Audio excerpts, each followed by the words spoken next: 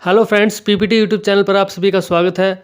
दोस्तों, इस वीडियो में मैं लेके आया हूँ हिंदी के इम्पोर्टेंट प्रीवियस ईयर क्वेश्चंस जो हरियाणा ग्रुप डी एग्ज़ाम 2018 में पूछे गए थे। दोस्तों, ग्रुप डी एग्ज़ाम 2018 के लिए सिलेबस तो निर्धारित नहीं था, मगर ग्रुप डी एग्ज़ाम 2018 में जो क्वेश्चन पूछे गए थे वो इस बार जो सिलेबस निर्धारित किया गया है इसी सिलेबस से क्वेश्चन पूछे गए थे।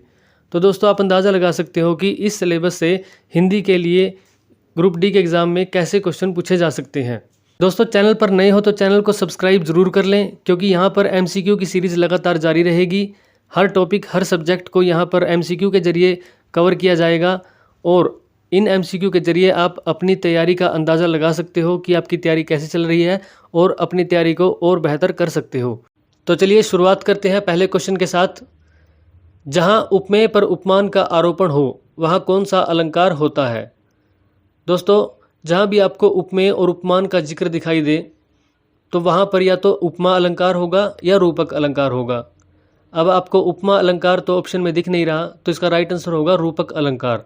दोस्तों, वैसे तो अलंकार टॉपिक पर मैं अलग से एक वीडियो लेके आऊँगा, लेकिन यहाँ पर रूपक और उपमा अलंकार के बारे में थोड़ा सा बता देता हूँ।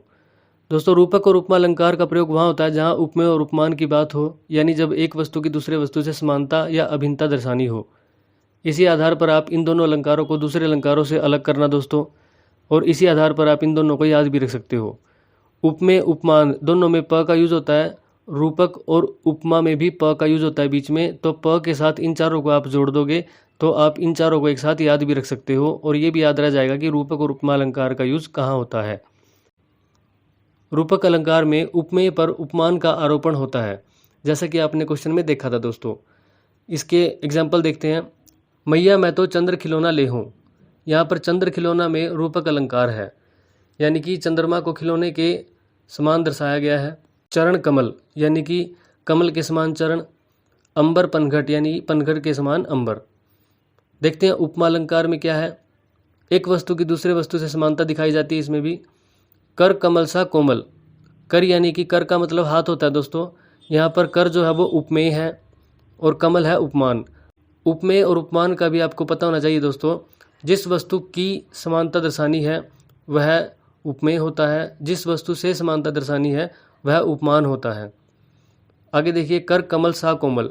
सा यहाँ पर एक वर्ड यूज होता है दोस्तों। उपमा में सा से सी सम सरस समान ऐसे जो शब्द यूज होते हैं उनको वाचक बोला जाता है और यही इस अलंकार की पहचान भी होती है। आगे देखिए, कोमल। जिस गुण या धर्म की बात की जाती है समानता में उसे हम धर्म बोलते हैं, जैसे यहाँ पर कोमल का यूज़ किया गया है। तो कर कमल सा कोमल, इस वाक्य में दोस्तों उपमा अलंकार का प्रयोग हो रखा है। दूसरे एग्जाम्पल देखिए, हाथी सा टीला। टीला है हाथी के समान, तो दोस्तों यहाँ पर भी उपमा अलंकार। पीपर पात सरिस मंडोला, ये बहुत बार एग्जाम में आता है एग्जाम्पल। पीपर पात सरिस मंडोला, यहाँ पर आप देख सकते हो कि सरिस का यूज हो रहा है, तो सा से सी सम सरस समान जहाँ पर ये शब्द आते हैं तो उपमा अलंकार का प्रयोग होता है। आप हमेशा याद रखना दोस्तों, ठीक है। तो रूपक और उपमा के बीच में क्या अंतर हुआ कि उपमा अलंकार में तो सा से सी सम सरस इन शब्दों का यूज होगा, जबकि रूपक अलंकार में इन शब्दों का यूज किए बिना ही समानता या अभिन्नता दर्शाई जाती है। नेक्स्ट क्वेश्चन है, करुण रस का स्थायी भाव है। दोस्तों, करुण रस का स्थायी भाव होता है शोक। यह क्वेश्चन रस टॉपिक से है। भयानक रस का स्थायी भाव है भय। क्रोध जो है वो रौद्र रस का स्थायी भाव है और रति जो है वो श्रृंगार रस का स्थायी भाव है। दोस्तों, रस के बारे में थोड़ा सा देख लेते हैं। रस की परिभाषा क्या है? काव्य को पढ़ने या सुनने से जिस आनंद की अनुभूति होती है उसे रस कहा जाता है। दोस्तों, कुछ रस के स्थायी भाव हम देख लेते हैं। जैसे श्रृंगार रस है, उसका स्थायी भाव होता है रति। श्रृंगार यहाँ पर दोस्तों अशुद्ध लिखा गया है। ये पिक्चर जो है मैंने वो नेट से डाउनलोड की थी, तो आप श्रृंगार की शुद्ध वर्तनी देख लेना। यहाँ पर ये जो वर्तनी है श्रृंगार की, ये शुद्ध नहीं है। हास्य जो रस है उसका जो स्थायी भाव है वो है हास। करुण रस का शोक। वीर रस का उत्साह। अद्भुत रस जो होता है उसका स्थायी भाव है आश्चर्य या विस्मय। भयानक रस का भय। रौद्र रस का क्रोध। विभत्स रस का जुगुप्सा। शांत रस निर्वेद या निर्वृति। वात्सल्य रस रति। भक्ति रस अनुराग। दोस्तों, रस के 4 अंग होते हैं। स्थायी भाव जो हमने अभी देखे। दोस्तों, रस के स्थायी भाव आने के बाद जो शारीरिक चेष्टा होती है, जैसे वीर रस का स्थायी भाव है उत्साह, और उस उत्साह में हम जो भी शारीरिक चेष्टा करते हैं वो विभाव होता है। उस शारीरिक चेष्टा के बाद जो भी मानसिक विकार आते हैं वो अनुभाव होता है, और उसके बाद जो भी हम एक्शन लेते हैं वो संचारी भाव होता है। दोस्तों, आपको एक और क्वेश्चन याद रखना है कि स्थायी भाव जो है वो 11 होते हैं और संचारी भाव जो होते हैं वो 33 होते हैं। साथ ही आपको ये भी याद रखना है कि जो श्रृंगार रस होता है उसी को रसराज भी बोला जाता है। नेक्स्ट क्वेश्चन है, टस से मस न होना मुहावरे का अर्थ है। दोस्तों, टस से मस न होना मुहावरे का अर्थ होता है जरा भी न हिलना, यानी जब हम बोलते हैं कि वह अपनी जगह से टस से मस न हुआ, यानी वह अपनी जगह से बिल्कुल भी नहीं हिला। नेक्स्ट क्वेश्चन है, इति प्लस आदि इत्यादि कौन सी संधि है। दोस्तों, इत्यादि में यण संधि होती है, और यण संधि जो होती है वो स्वर संधि का भाग होती है। यहाँ पर आप ध्यान से देखिए, इति में लास्ट में ई की साउंड आती है, यानी कि ई जो है वो एक स्वर है, और आदि में अ की साउंड आती है स्टार्टिंग में, तो वो भी एक स्वर है। यानी जब पहले शब्द का या जो पहला पद होता है उसका लास्ट जो साउंड होती है वो स्वर हो, और दूसरे शब्द या पद की जो पहली साउंड होती है वो भी स्वर हो, जब दोनों स्वर ध्वनि मिलती है तो स्वर संधि बनती है। तो यहाँ पर देखिए, इति ई प्लस जब अ मिलता है तो य की साउंड बनती है, और य को आप जोड़ दो यण संधि से, तो यहाँ पर इति प्लस आदि इत्यादि में कौन सी संधि आई, यण संधि।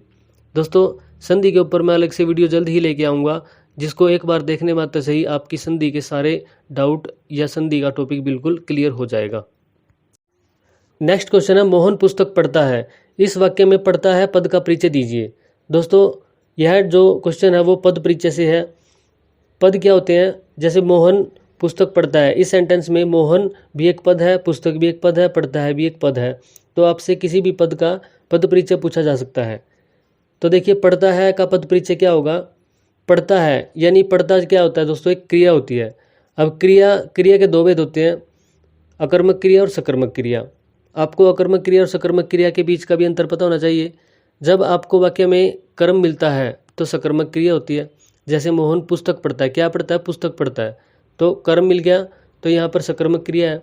अकर्मक क्रिया, जैसे मोहन पढ़ता है, ओनली ये सेंटेंस होता तो अकर्मक क्रिया होती है, हमें नहीं पता क्या पढ़ता है, तो उस टाइम अकर्मक क्रिया होती। तो यहाँ पर ये क्रिया तो है, साथ में हमें कर्म मिल रहा है, तो ये सकर्मक क्रिया है। नेक्स्ट, ये जो वाक्य लिखा गया है ये कृत वाच्य में लिखा गया है, यानी कि एक्टिव वॉइस में। अगर ये होता कि मोहन से पुस्तक पढ़ी जाती है या मोहन के द्वारा पुस्तक पढ़ी जाती है, तब ये पैसिव वॉइस में होता। अब ये कृत वाच्य में है दोस्तों। वर्तमान काल है, यानी कि देखिए, पढ़ता है, ता है, जो जितने भी आएंगे ता है वो वर्तमान काल में होते हैं सेंटेंस। एक वचन है यानी कि पढ़ता है, पढ़ते हैं होता तो बहुवचन होता, अब है ये पढ़ता है। पुल्लिंग है यानी कि पढ़ता है जो है वो पुल्लिंग है, पढ़ती है होता तो स्त्रीलिंग होता। तो दोस्तों, ये था पढ़ता है पद का पद परिचय।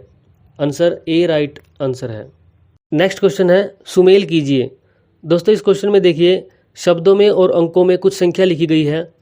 आई होप कि आप सब इस क्वेश्चन को कर लोगे, इसलिए इस क्वेश्चन को स्किप करते हैं और नेक्स्ट क्वेश्चन पे चलते हैं। नेक्स्ट क्वेश्चन है, खुश शब्द के साथ कौन सा उपसर्ग सही लगता है। दोस्तों, जो खुश शब्द के साथ देखिए कौन सा उपसर्ग मैंने पहले बता रखा आपको। उपसर्ग जो होते हैं वो स्टार्टिंग में जो लगते हैं वो उपसर्ग होते हैं, प्रत्यय लास्ट में लगते हैं। इंग्लिश में प्रीफिक्स और सफिक्स वाला जो टॉपिक होता है वो ऐसा ही होता है, उपसर्ग और प्रत्यय वाला। दोस्तों, इसमें 4 उपसर्ग दिए गए हैं, आप इन चारों को लगा के देख सकते हैं कि नाखुश, ना जो उपसर्ग है वो इसमें सबसे सही फिट बैठता है, तो इसका राइट आंसर होगा सी, ना। नेक्स्ट क्वेश्चन है, 3 भुवनों का समूह यानी त्रिभुवन, यह कौन सा समास है। दोस्तों, इसमें द्विगु समास है। जब भी आपको दिखाई दे जैसे 3 भुवनों का समूह त्रिभुवन, जब भी आपको संख्या की बात दिखाई दे किसी भी समास में, तो आप वहाँ पर द्विगु समास कर देना। देखिए, द्विगु जो समास है, द्वि का अर्थ भी क्या होता है, 2 होता है, यहाँ भी संख्या है, और जब इसका एग्जाम्पल आएगा कोई भी, उसमें भी संख्या की बात होगी, तो संख्या को संख्या से कनेक्ट करके आप इसको राइट कर सकते हो। तो इसका राइट आंसर क्या होगा, बी यानी द्विगु समास। नेक्स्ट क्वेश्चन देखिए, निम्नलिखित में से सही वर्तनी का चयन कीजिए। दोस्तों, प्रकृति को बताना आपने कैसे लिखा जाएगा, तो यहाँ पर जो ऑप्शन बी में प्रकृति लिखा गया है वो राइट आंसर होगा। नेक्स्ट क्वेश्चन है, निम्नलिखित में से राक्षस का पर्यायवाची शब्द नहीं है। दोस्तों राक्षस का पर्यायवाची शब्द कौन सा नहीं है? ऑप्शन सी में जो सुर लिखा है वो इसका पर्यायवाची नहीं है। यहाँ पर असुर जो है वो राक्षस का पर्यायवाची होता है। तो धनुज, असुर और रजनीचर। रजनी का जो अर्थ होता है वो निशा यानी कि रात होता है। रात में जो चर यानी कि रात में जो चलने वाले जो होते हैं उनको राक्षस बोल दिया जाता है, या पर्यायवाची शब्द होता है राक्षस का कि रजनीचर, जो रात में चलते हैं। तो यहाँ पर राइट आंसर होगा दोस्तों सी, यानी कि सुर जो है वो राक्षस का पर्यायवाची नहीं है। नेक्स्ट क्वेश्चन है, लक्ष्मण से मेघनाथ मारा गया, इसे कृतवाच्य में लिखिए।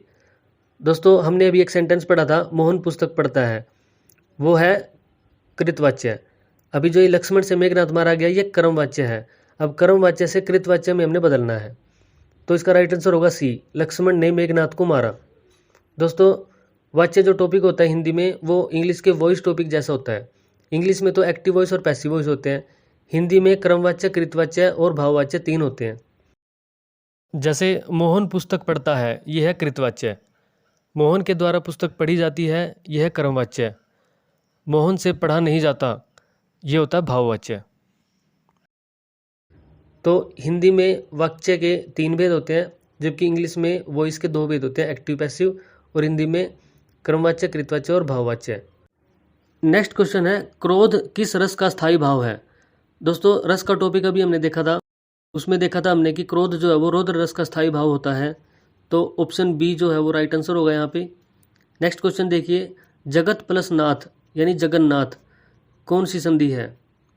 दोस्तों जगत प्लस नाथ यानी जगन्नाथ में व्यंजन संधि होती है। देखिए जगत में लास्ट में त यानी व्यंजन साउंड, नाथ में न यानी व्यंजन साउंड। जब दोनों व्यंजन साउंड जुड़ती है तो व्यंजन संधि होती है। एक होती है स्वर संधि जिसमें स्वर दोनों ही साउंड जो है वो स्वर साउंड जुड़ती है तो स्वर संधि होती है, और यहाँ पर जब व्यंजनों की साउंड जुड़ती है तो व्यंजन संधि होती है। नेक्स्ट क्वेश्चन है, समझदार लड़के नहीं लड़ते, इस वाक्य में लड़के का पद परिचय दीजिए।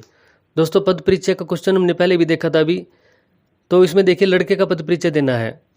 लड़का जो होता है वो जातिवाचक संज्ञा होता है, क्योंकि ये जो शब्द है लड़का ये सभी लड़कों को दर्शाता है, यानी कि ये लड़कों की पूरी जाति को दर्शाता है, इसलिए जातिवाचक संज्ञा। अगर कोई नाम होता तो व्यक्तिवाचक संज्ञा होता। लड़के जो है वो पुल्लिंग है, लड़की होता तो स्त्रीलिंग होता।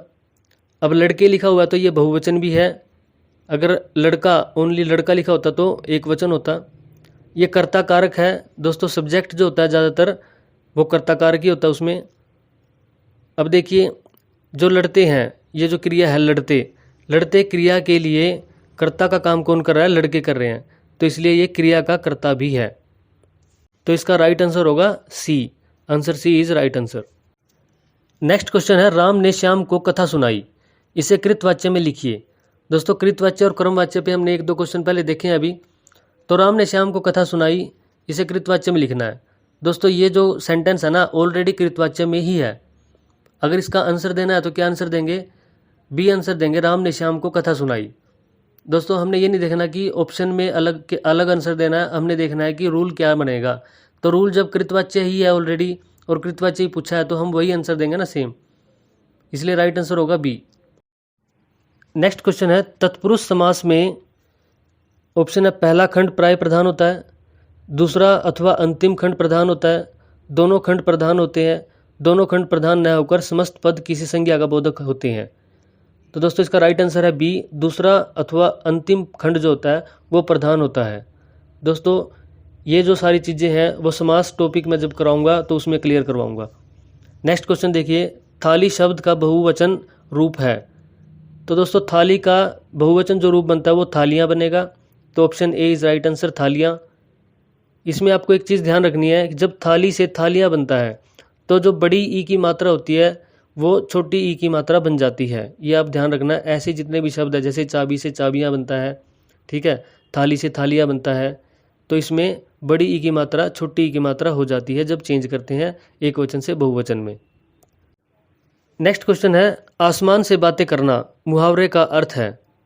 दोस्तों आसमान से बातें करना मुहावरे का अर्थ होता है असंभव कार्य करना, यानी कि जब कोई कार्य हो ही नहीं सकता अगर उसको करने की सोचें तो उस समय हम बोलते हैं कि आसमान से बातें करना।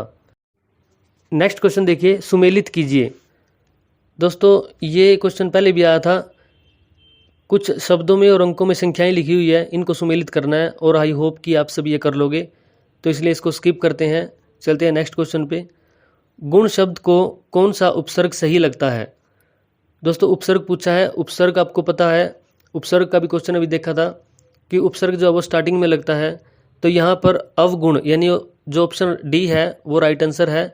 अवगुण जो है, अव जो उपसर्ग है वो गुण के साथ सही फिट बैठता है। नेक्स्ट क्वेश्चन देखिए, निम्नलिखित में से सही वर्तनी का चयन कीजिए।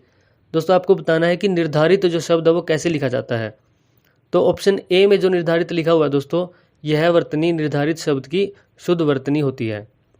नेक्स्ट क्वेश्चन देखिए, निम्नलिखित में से रात का पर्यायवाची नहीं है। दोस्तों अंबर रात का जो पर्यायवाची नहीं होता, निशा पर्यायवाची होता है, रजनी भी होता है और यामिनी भी होता है। अभी एक क्वेश्चन देखा था हमने रजनीचर यानी जो राक्षस के पर्यायवाची पूछे हुए थे, तो उसमें रजनीचर आया था, यानी कि रजनी का पर्यायवाची रात होता है और रजनीचर यानी रात में चलने वालों को हम राक्षस बोलते हैं, रजनीचर बोलते हैं। तो इसलिए रात का जो पर्यायवाची कौन सा नहीं होता, अंबर नहीं होता। नेक्स्ट क्वेश्चन देखिए, मुख चंद्रमा के समान सुंदर है, यहाँ कौन सा अलंकार है? दोस्तों अलंकार भी टॉपिक हमने देखा था, पहला क्वेश्चन ही था इस वीडियो का। तो उपमा अलंकार का प्रयोग होगा यहाँ पर। क्यों? क्योंकि समान जो शब्द है इसका यहाँ पर उपयोग हो रखा है। हमने उपमा और रूपक अलंकार को यहाँ पर बड़े ध्यान से पढ़ा है इस वीडियो में। तो उपमा अलंकार का प्रयोग कहाँ होगा? जहाँ पर समानता या अभिन्नता की बात हो, लेकिन साथ में कौन से शब्द लगेंगे? सा, से, सम, सरिस और समान, ऐसे शब्द आपको मिलेंगे तो उपमा अलंकार मिलेगा। अगर इन शब्दों के बिना ही समानता या अभिन्नता को दर्शाया जाए तो रूपक अलंकार होगा दोस्तों। तो दोस्तों इस वीडियो में मैंने ग्रुप डी 2018 के जो एग्ज़ाम हुए थे उसके पहले 2 सेट कराए हैं। नेक्स्ट जो 2 सेट है वो मैं नेक्स्ट वीडियो में लेके आऊँगा। तो दोस्तों आशा करता हूँ ये वीडियो आपके लिए बहुत ही बेनिफिशियल साबित होगी। चैनल को सब्सक्राइब करें, चैनल पर बने रहें। यहाँ पर लगातार MCQ की सीरीज जारी रहेगी दोस्तों, और ये आपकी तैयारी के लिए बहुत बेनिफिशियल साबित होगी। दोस्तों मिलते हैं नेक्स्ट वीडियो में। Thank you.